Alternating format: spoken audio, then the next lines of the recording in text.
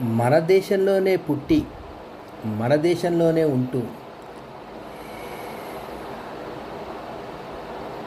మన సంస్కృతిని, మన ధర్మాన్ని, మన జీవన విధానాన్ని అనేక రకాలుగా విమర్శిస్తూ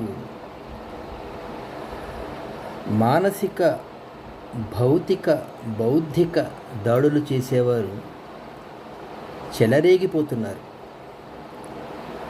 ఈ హిందూ పండగలు వస్తే చాలు, వినాయక చవితి వస్తే నీటి కాలుష్యం, హోళీ వస్తే ఆరోగ్యానికి హానికరం రంగులు జల్లుకోవడం, దీపావళి వస్తే వాయు కాలుష్యం, ఇలా అడ్డమైన ప్రచారాలు చేస్తూ ఉంటారు. ఇది ఒక దాడి మన సంస్కృతిపై.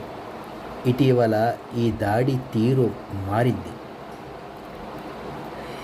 2025 మొన్ననే దసరా పండుగకి యాక్సిస్ బ్యాంక్ ఒక యాడ్, వ్యాపార ప్రకటన విడుదల చేసింది, వీడియో ప్రకటన. అందులో దసరా జరుపుకునే అమ్మాయితో శాంతాక్లాజ్ వస్తాడు, ఏదో గిఫ్ట్ ఇస్తాడు. అలాగే ఇంకొక సంస్థ వాళ్ళు ఒక 4 రోజుల్లో దీపావళి రాబోతుంది,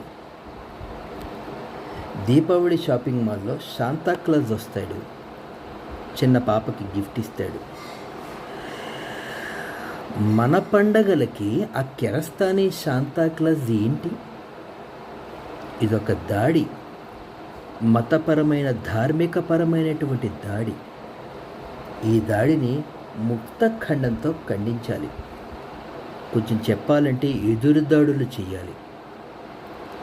పరమ పవిత్రమైనటువంటి, విశ్వజనీనమైనటువంటి, భారతదేశాన్ని విశ్వగురు స్థానంలో నిలిపినటువంటి హిందూ ధర్మంపై సిగ్గు విడిచి, సభ్యత లేకుండా దారుణాతి దారుణంగా దాడులు చేస్తున్నారు అనేక రకాలుగా.